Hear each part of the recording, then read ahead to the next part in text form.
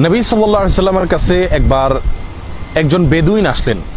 তিনি এসে নবী সাল্লাল্লাহু আলাইহি সাল্লামকে বললেন, ইয়া রাসূলুল্লাহ আল্লিমনি খায়রা, হে আল্লাহ রসুল, আমাকে কোন একটি ভালো কাজ শিক্ষা দিন।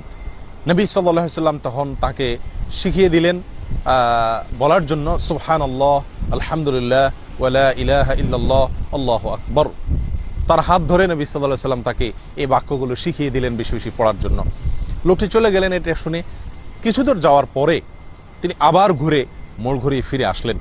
নবী সাল্লাল্লাহু আলাইহি সাল্লাম তখন মুচকি হেসে বললেন, তাফাক্কার আল বাইস, অর্থাৎ বেচারা কি যেন চিন্তা করছে, কি ভেবে যেন আবার ফিরে আসছে।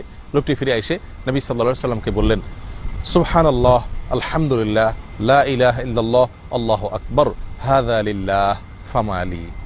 অর্থাৎ আপনি যে বাক্যগুলো আমাকে শেখালেন, এই যে সুবহানাল্লাহ, আলহামদুলিল্লাহ, লা ইলাহা ইল্লাল্লাহ, আল্লাহু আকবার, এই বাক্যগুলো তো আল্লাহর জন্য, আমার কি?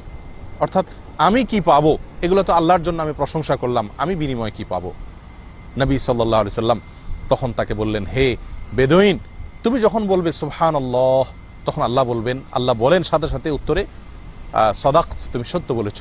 তুমি যখন বলবে আলহামদুলিল্লাহ, তখন আল্লাহ সুবহানাহু ওয়া তাআলা বলবেন, সাদাকত, তুমি সত্য বলেছ। তুমি যখন বলবে লা ইলাহা ইল্লাল্লাহ, তখন আল্লাহ বলবেন তুমি সত্য বলেছ। তুমি যখন বলবে আল্লাহু আকবার, তখন আল্লাহ তাআলা বলবেন